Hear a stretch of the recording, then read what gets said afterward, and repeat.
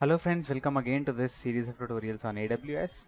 And in the last session we basically discussed how a VPC works. So what is a VPC? And VPC is basically a virtual private cloud, and we can have our own virtual space which is separate from all the other virtual networks, and we can launch our resources, we can assign IP addresses to it, we can create subnets, we can create routing tables, and we created our VPC and we configured all the details, and we also launched our EC2 instance in that VPC. And today the topic which we are going to discuss is CDN, that is Content Delivery Network.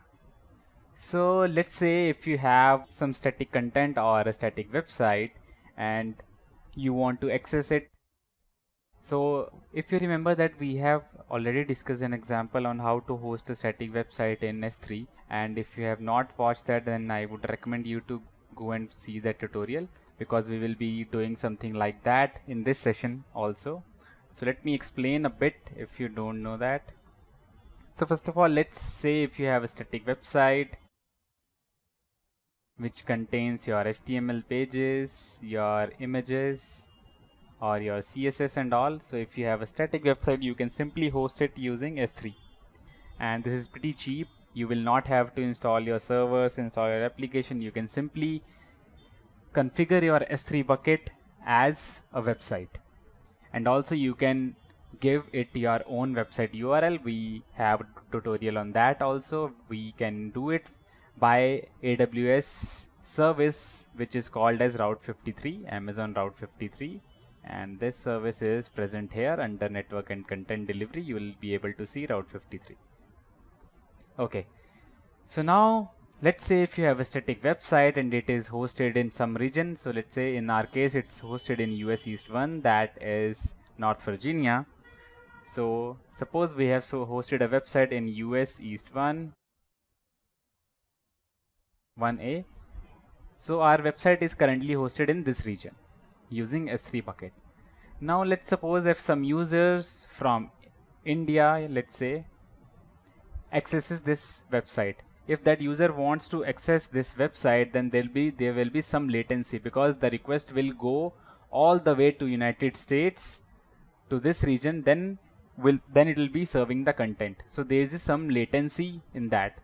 So we can use a content delivery network which will deliver the content across all the edge locations. So if you want to see all the AWS edge locations, you can simply search for it. You can say AWS edge locations. So we have different AWS edge locations which are available to us. So we have US East, we have North Virginia, we have California. In Europe we have Ireland, Frankfurt, London, and we have, like this, we have different locations which are available to us. So let's see AWS edge locations. Let's see the detailed list.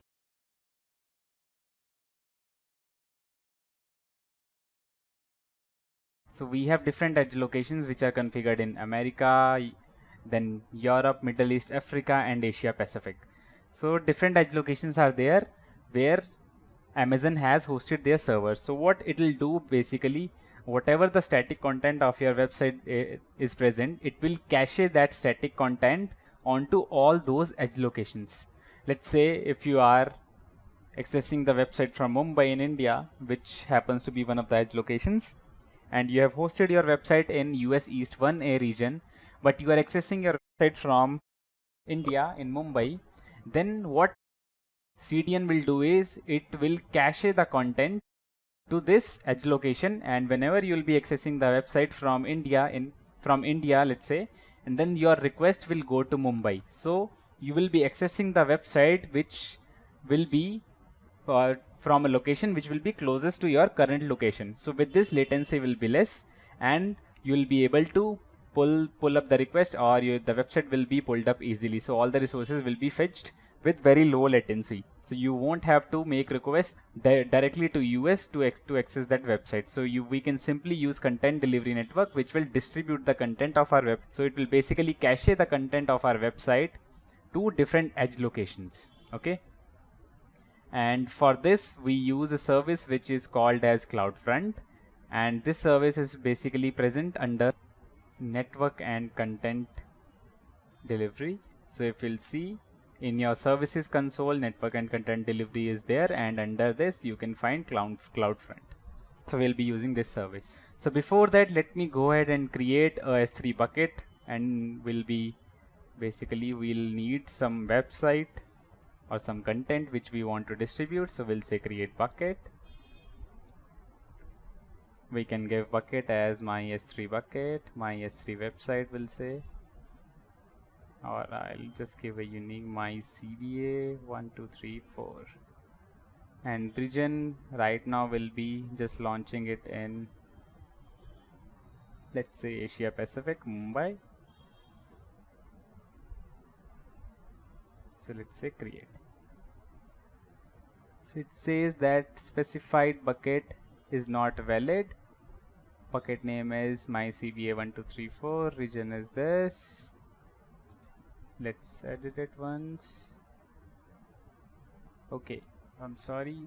So bucket name should not contain uppercase characters as it was saying. So I have chosen the region as Asia Pacific Mumbai. So I'll say create. Okay. So now our bucket is created. If we'll click it, we'll go inside the bucket. And right now we are not having anything inside this bucket. So we can upload the objects from here. So we can drag and drop files, or we can simply select the location. So first of all, for our website, we'll be needing 2 pages. So we'll create 2 pages. First of all, I'll create a new text document. So we'll have to, so I'll create HTML page first. HTML, I'll say this is my website. So let's save it as index.html, and we'll select all files here.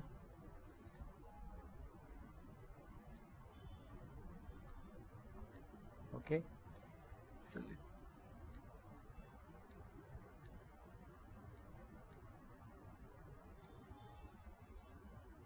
So now all files, I can give quotes around it.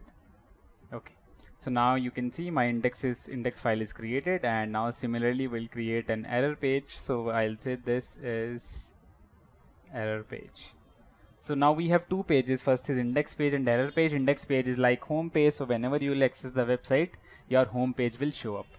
So I'll save it as error.html.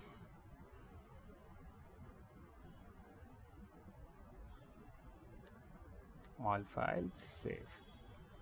Let me get rid of this. So now 2 pages I have created which are required. First is index.html, which is home page, and then we have an error.html. In case some exception or error comes, then we'll redirect the user to error.html. So coming back to our AWS console, we can drag and drop these files.